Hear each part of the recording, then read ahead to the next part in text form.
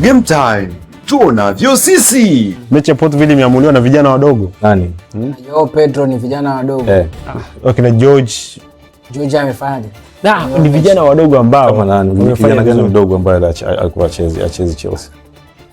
Nani wao waliofunga ni kina Joao Pedro, akina Enzo, nani mwingine? Ndio wamefunga magoli. Nakwambia hii game.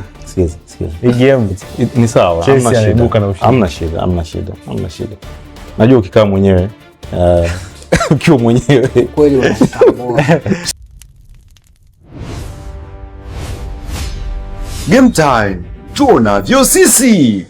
Yes, ni weekend nyingine tena Game Time ya Dimbani Connect. Wiki ambayo tunakwenda kuitazama michezo ambayo inakwenda kuchezwa kwenye ligi mbalimbali barani Ulaya. Kumbuka weekend iliyopita Arsenal alishindwa kupata ushindi dhidi ya Manchester City, jambo ambalo limempelekea Arsenal kuwa na wasiwasi wa kupoteza ligi kuu ya pale nchini Uingereza. Weekend hii tunaenda tena kumwangalia Arsenal kama anaweza akarejesha matumaini pale Emirates, lakini pia kuna michezo mbalimbali ambayo inachezwa ya ligi mbalimbali barani Ulaya, ligi kuu ya pale nchini Italia, Hispania, Bundesliga, yote hiyo tumekusanyia hapa kuweza kukupa undani wa mchezo ambao inakwenda kuchezwa. Bwana, mimi ni Andrea Masawe, nitakuwa na Ski Sensei pamoja na Yusuf Masuda.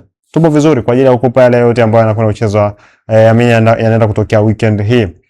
Bwana, mpo vizuri nadhani? Tuko vizuri. Mambo yako vizuri? Bwana, weekend hii mechi ni nyingi kwa kweli zinachezwa. Nikianza na mechi za pale nchini England, kuna mechi ya Fulham dhidi ya Aston Villa, mechi ambayo inachezwa saa 8:30 mchana. Liverpool dhidi ya Crystal Palace majira saa 11. West Ham United dhidi ya Everton majira saa 11 jioni. Wolves dhidi ya Tottenham Hotspur. Ni mechi hizi ambazo za watu wote ambao hawana afya nzuri pale, hawajajihakikishia wapo kwenye nafasi ya kushuka daraja. Wolves ikiwa ameshashuka, lakini Tottenham Hotspur ikiwa bado kwenye nafasi ya kupambana zaidi.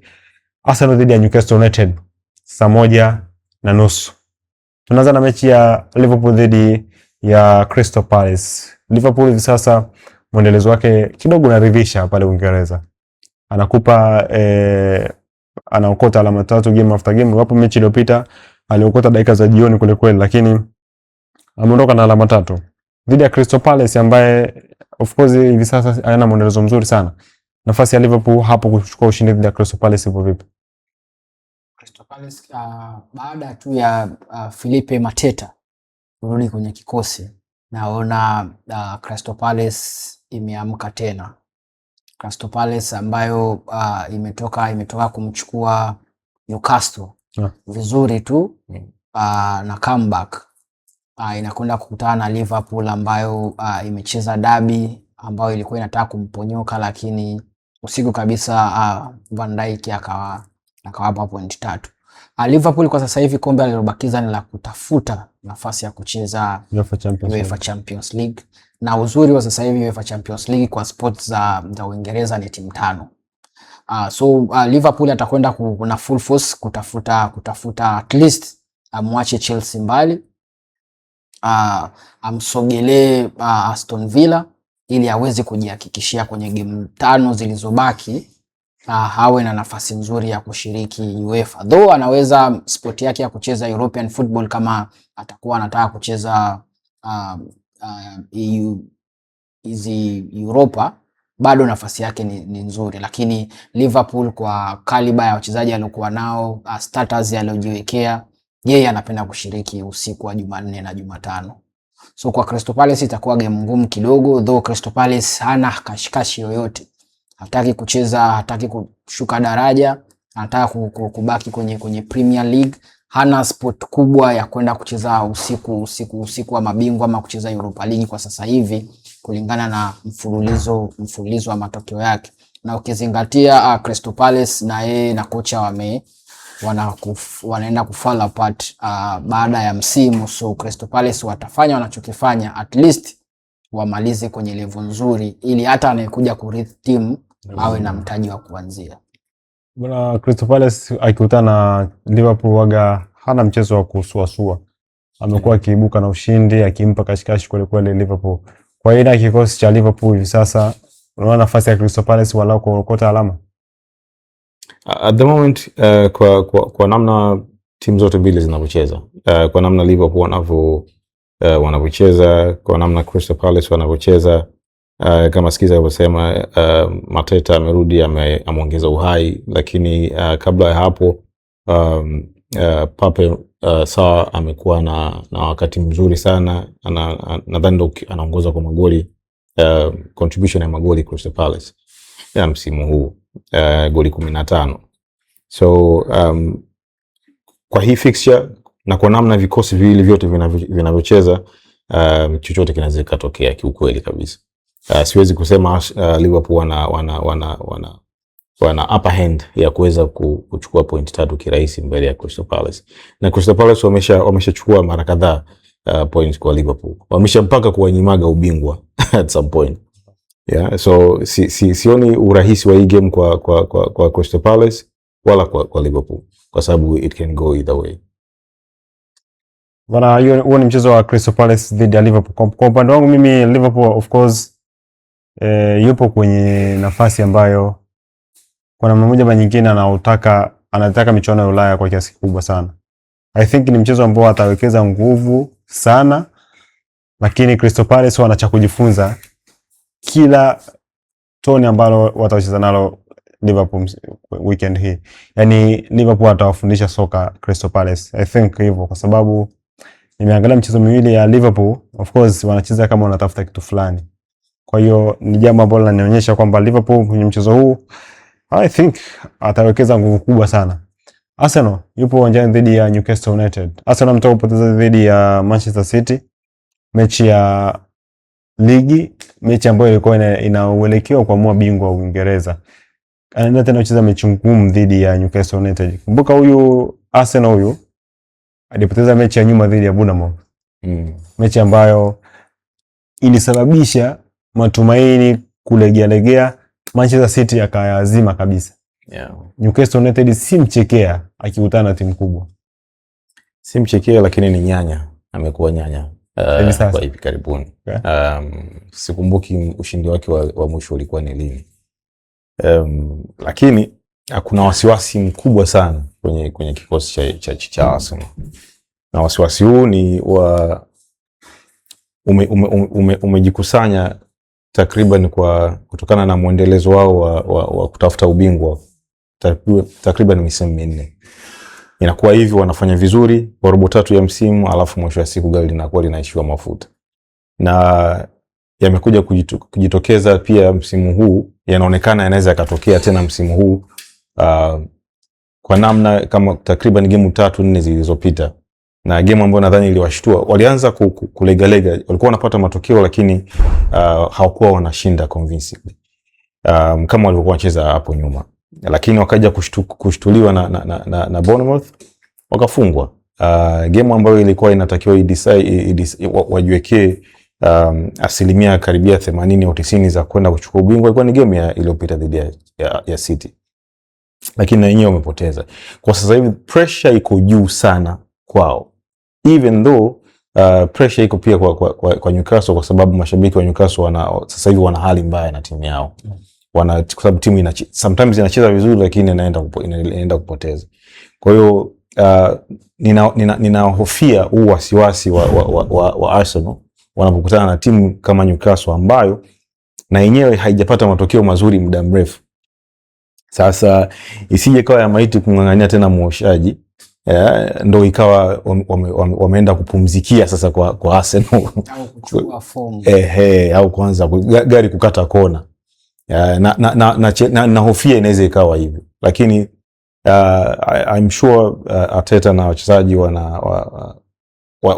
wanahitaji sana ile kombe, kumaliza vizuri, kupata ile kombe, kwa sababu wakikosa ubingwa wa Premier League msimu huu, nina wasiwasi kwa timu kwenda kuparaganyika.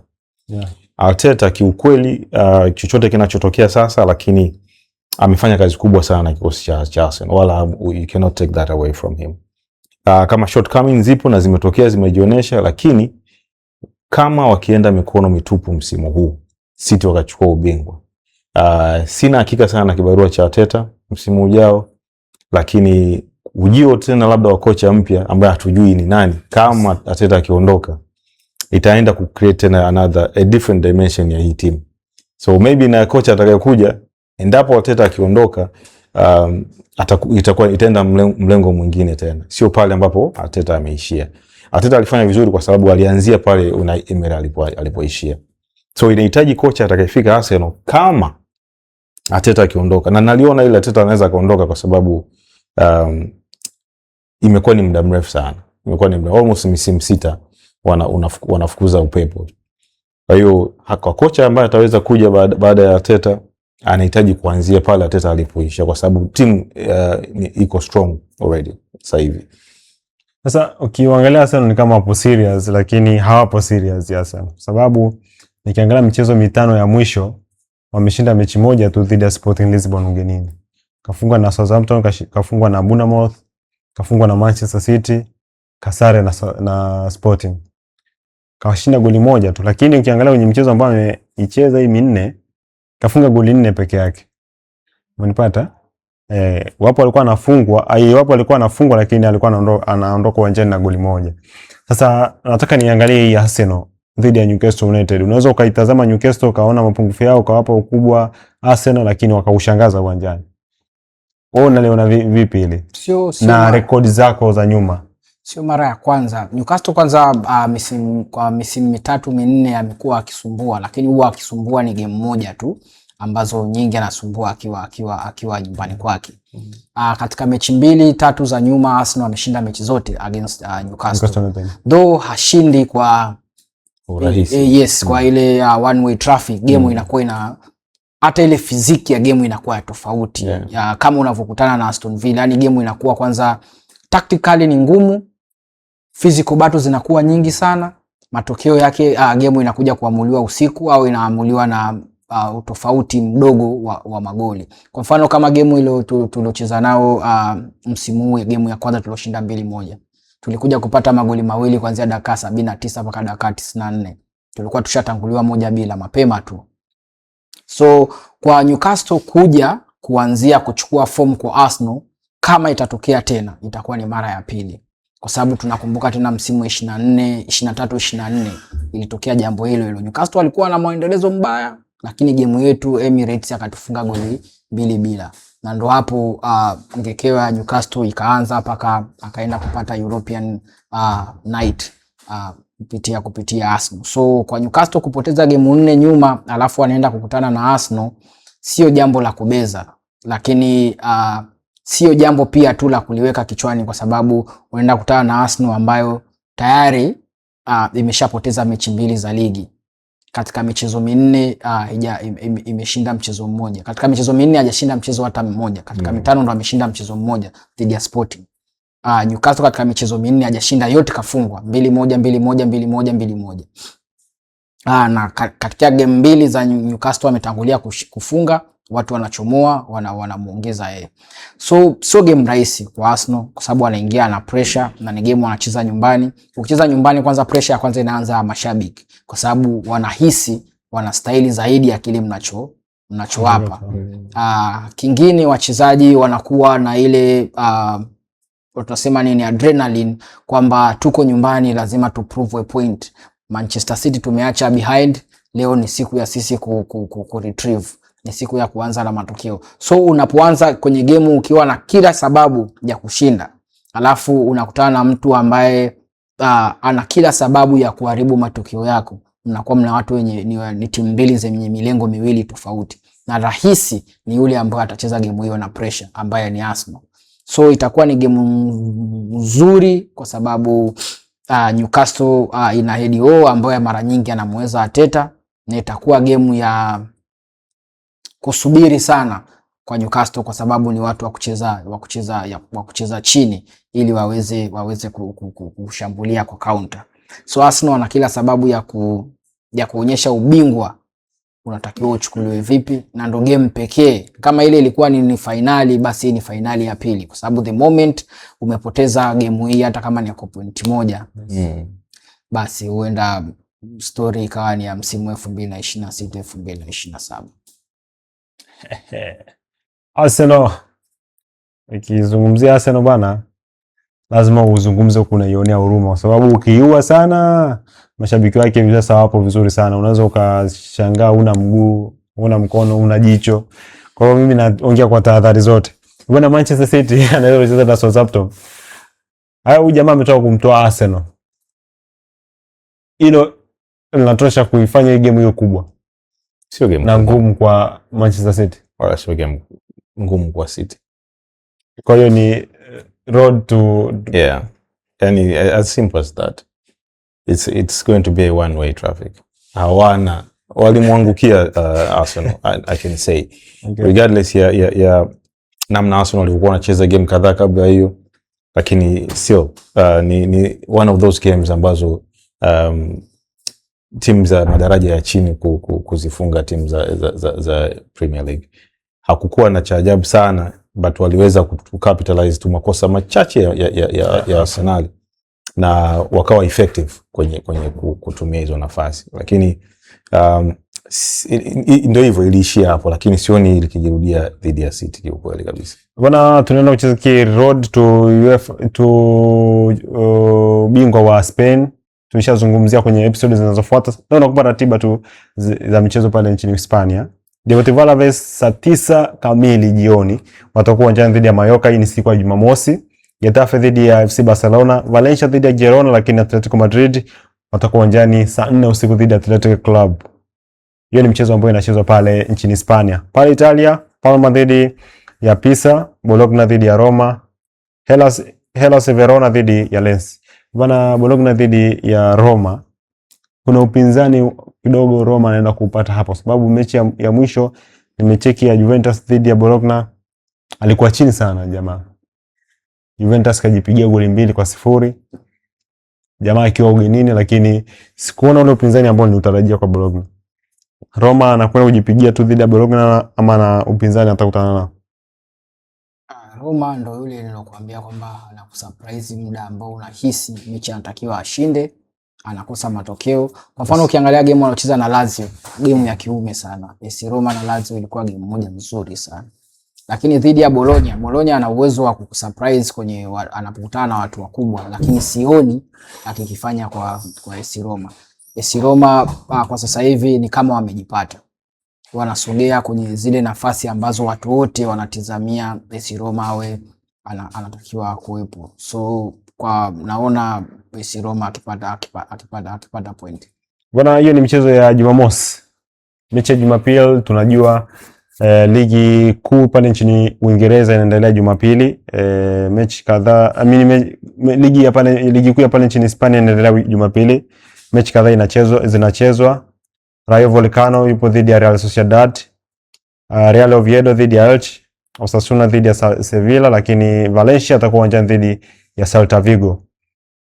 Italia kuna mechi nzuri kweli kweli. AC Milan dhidi ya Juventus majira saa 3:45 usiku. Torino dhidi ya Inter Milan, hii game itachezwa saa 1.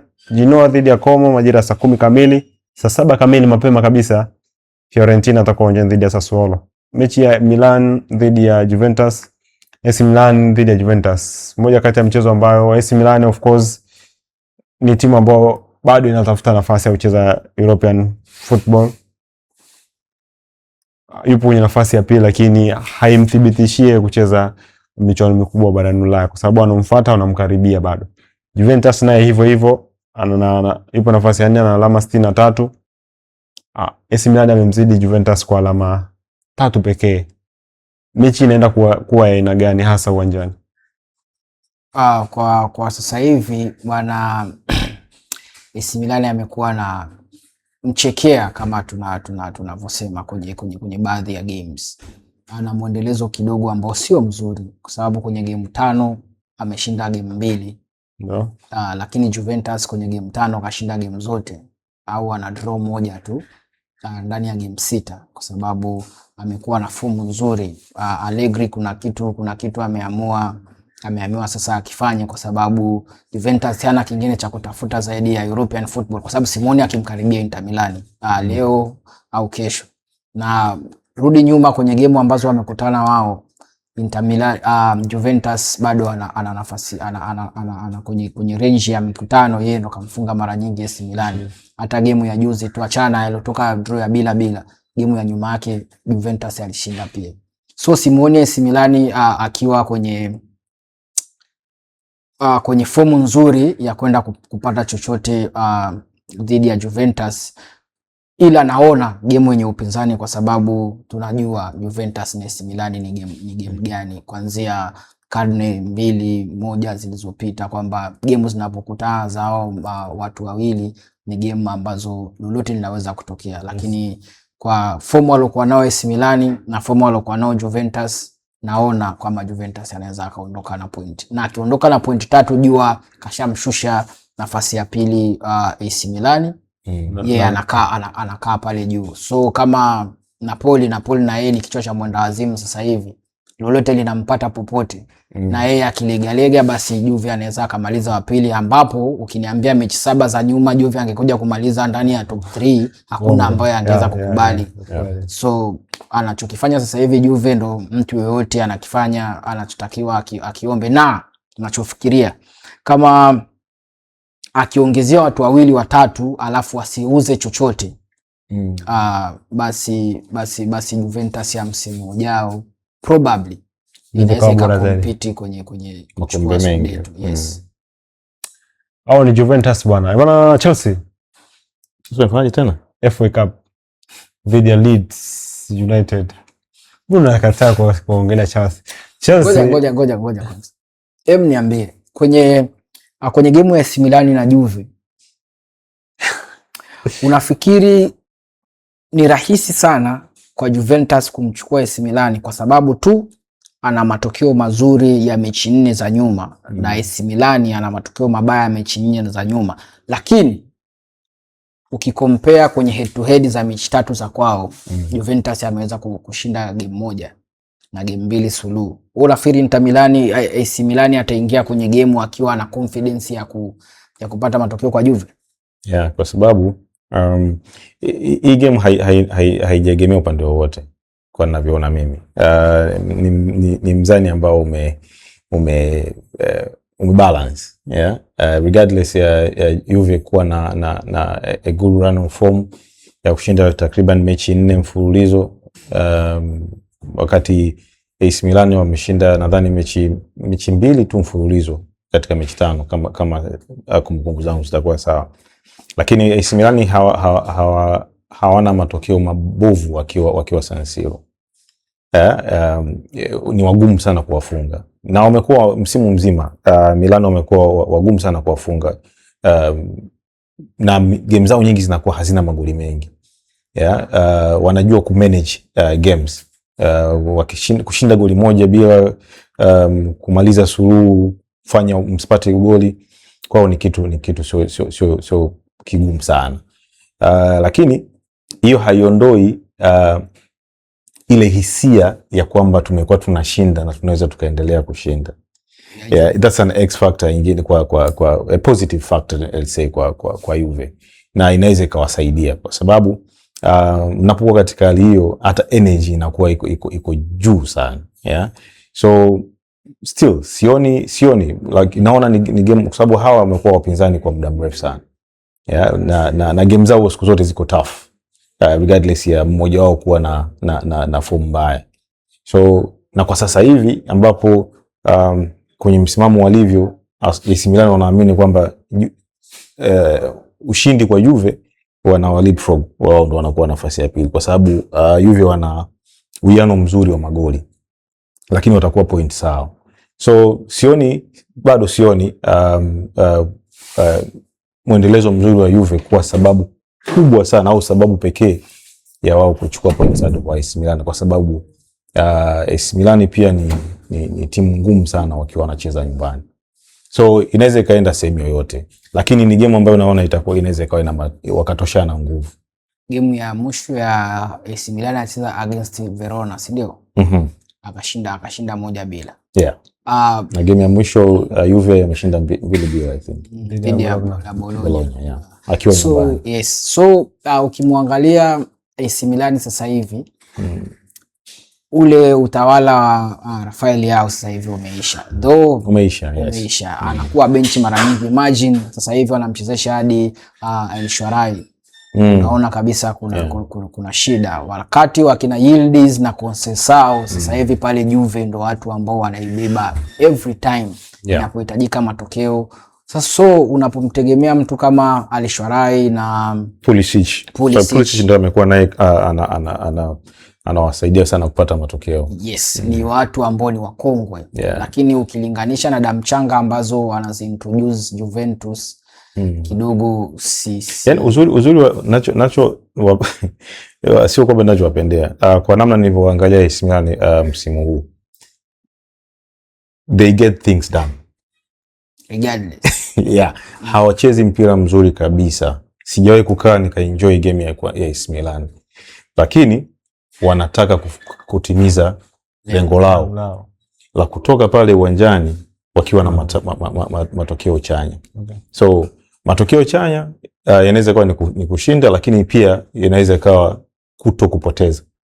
So ni timu ambayo haichezi vizuri, lakini ni timu ngumu sana kuifunga. Hawa wana they into their groove sasa hivi Juve, lakini pia inaweza ikawa wakajipiga silaha mguuni, nasema, kwa sababu wanaweza wakaenda kwamba we are going all out there kuchukua pointi 3, afu ikawa shida, wakapigwa counter moja au set pieces ambazo pia wanazitumia sana AC Milan, wakafungwa goli moja na ndio ikaishia hapo. So still kwa namna wanavyocheza timu zote mbili, namna wanavyoweza kumanage games timu zote mbili, still naona ni game ambayo imebalance sana. Compare game kati ya Napoli na AC Milan. Napoli alimzidi sana AC Milan. Though alishinda 1-0, lakini ile game Napoli unajua walivyo, yani hawakufiti kama wale Napoli wa msimu uliopita. Lakini though na weakness zao waliweza kumfunga AC Milan ambaye yuko compact vile. Lakini na AC Milan, Napoli hawachezi mpira wa kuvutia zaidi ya ule Brazil anaitwa nani, Santos. Upande wa kushoto, upande wa kulia Politano, katikati Hojlund. So watu wa kuleta kashikashi sana kwenye lango la upinzani. Lakini anaenda kukutana na Conceição na Yildiz, mtu ambaye watu ambao wanaweza kupenya. Nafikiri AC Milan atakuwa na wakati mgumu sana kuzuia. Inawezekana wakati mgumu pia kupenya hiyo ngome pia ikawa na football. Okay, bwana Leeds United. Chelsea tena. Leeds United hajapoteza michezo 5 ya mwisho. Ashinda michezo 2, moja ikiwemo ni dhidi ya Manchester United, lakini kadraw michezo 3.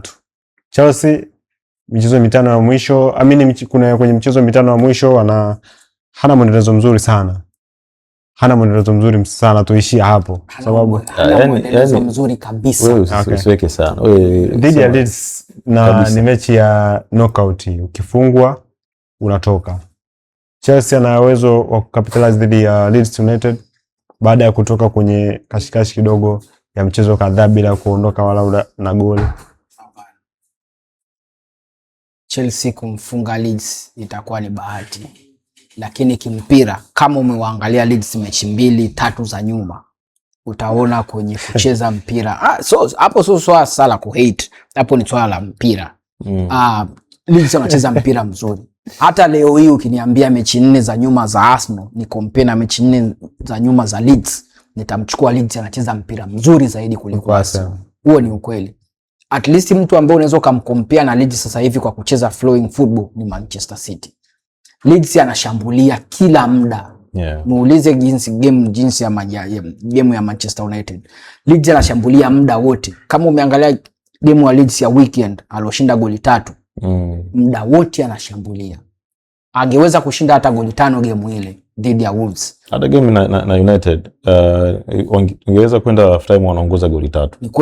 Ni kweli. Yani ni timu ambayo sijui labda Bielsa yuko nyuma ya pazia atumuoni, lakini naikumbuka ile Leeds ya Bielsa ndio kinachocheza sasa hivi.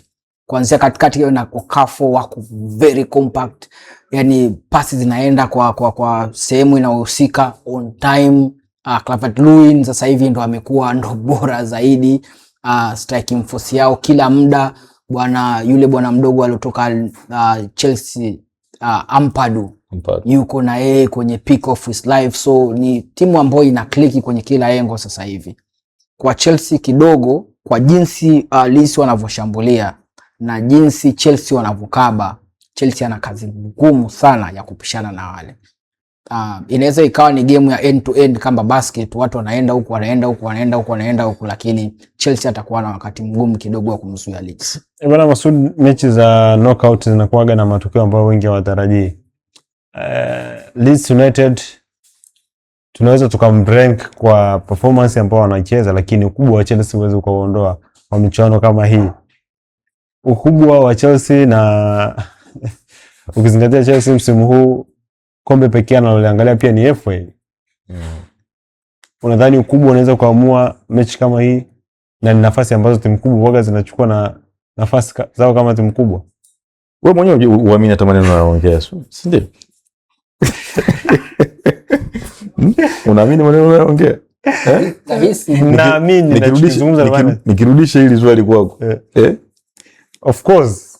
Mimi naona Chelsea basi ukishaanza of course basi. Kiuhalisia hamna kama timu haina uwezo wa kucompete, haina uwezo wa kucompete regardless ya status ya club as a whole. Paka leo United hawajachukua ubingwa tangia 2013. Paka leo. Mimi naamini. Lakini United kwa ukubwa kwa timu ni timu kubwa kuliko Chelsea, ni timu kubwa kuliko Leeds, ni timu kubwa, naamini ni timu kubwa kuliko Arsenal. Kwa as a team. Lakini tunachokiongelea ni kile ambacho tunakiona uwanjani. Tumekuwa ovyo kwa miaka 10 na kiangalia Chelsea sasa hivi wanacheza hamna kitu ambacho unakiona, hamna identity yoyote katika timu ambayo ni kama nimesema awali, ni timu ambayo ni kama vile haina mwalimu. Kuna mchezaji mmoja mkubwa kuliko wote, au ni mchezaji mwenye mpira wake ndo anapanga kikosi nani anacheze. Lakini ukiangalia Leeds wako tofauti kidogo, wanafunga, wanakaba, wako very active, energy iko juu. Unaona ukiwa wanacheza unaona nini wanakitafuta. So itakuwa ni usiku mrefu sana kwa Chelsea kwenye hiyo game. Mimi naamini kwamba tutafungwa game zote, lakini sio na Leeds. Sawa. Tunakwenda finali ya FA Cup. Uliwahi kuyaongea maneno kama haya mara kadhaa. Tunakwenda kucheza finali ya FA Cup. Mahaba yatakuua wewe. Hapana. Mimi mechi kama hizi ndo sema ambao naonyesha. Kwanza Leeds siendi kumuonyesha kama mimi ni mkubwa. Tayari anafahamu mimi ni mkubwa. Kwa hiyo hii game naenda kucapitalize ukubwa wangu tu dhidi ya Leeds. Mechi ya mwisho FA ulimfunga Port Vale. Goli 7. Nyuma ulimfunga nani kabla ya kukutana na Port Vale? Ambao ulienda na extra time. Washam. Yeye na Leeds unafikiri nani atakuwa mkubwa? Sasa hii michezo ambayo nawapa vijana wadogo, lakini hii game ni bato ya watu ambao wanashiriki ligi kuu nchini Uingereza. Siwezi nikaingiza kile kikosi ambacho mimi na kiingiza kwenye mchezo dhidi ya Port Vale na mechi nyingine. Mechi ya Port Vale imeamuliwa na vijana wadogo. Nani? Joao Pedro ni vijana wadogo. Okay, na George amefanyaje? Ni vijana wadogo ambao kama nani? Vijana gani wadogo ambao alikuwa acheze Chelsea? Nani wapo waliofunga kina Joao Pedro, akina Enzo, nani mwingine? Ndio amefunga magoli. Nakwambia hii game. Hii game ni sawa, hamna shida. Najua ukikaa mwenyewe ukiwa mwenyewe kweli unatambua. Tukawape watu fedha bwana.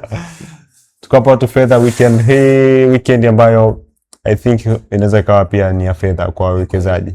Yes. Arsenal dhidi ya Newcastle United. Goli 2 over 1.5. Yes, goli 2 zinapatikana. Goli 2 hakika. Ni hakika. Manchester City dhidi ya Southampton. Manchester City afunga goli 3, yani over 2.5. Brother. It's a one way. Ni anashinda tu City. Liverpool Crystal over 1.5. Crystal Palace itapata goli. Chelsea Leeds.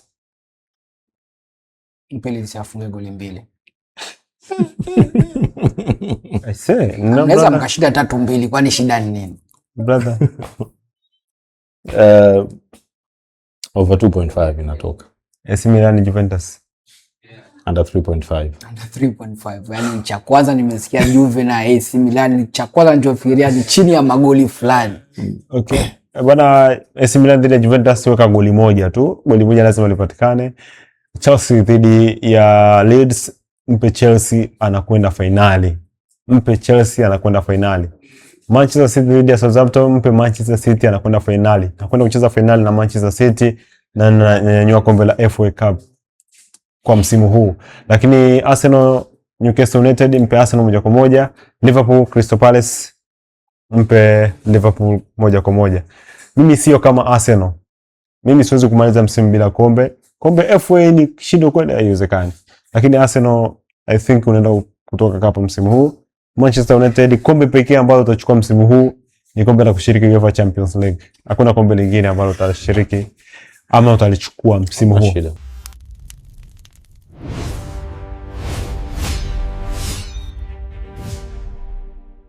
Bwana, unaweza kushiriki nasi kupitia mitandao ya kijamii. Nenda pale YouTube, andika Dimbani Connect, Instagram, Facebook, Twitter, TikTok, search Dimbani Connect, utatupata pale. Utapata clip zote za Game Time. Lakini pia unaweza ukawa search Skills Sensei, andika Skills_Sensei kwenye mitandao yote ya kijamii, Instagram pamoja na Twitter, unampata vizuri kabisa. Lakini I am Masud Junior pale Twitter, lakini I am _Masud pale Instagram. Andrea_Masawe 14 pale Instagram, mitandao yote ya kijamii andika Andrea_Masawe 14, unaweza ukanipata vizuri na ukapata vitu vizuri kutoka kwangu. Unaweza kushiriki nasi kwenye mitandao yetu ya kijamii, kufanya chochote cha kimichezo, kutafuta odds, kuomba odds. Unaweza kupata fedha nyingi kweli kweli kupitia hii mtu tatu hapa, na maisha yako yakawa mazuri kweli kweli. Uwe na wakati mwema.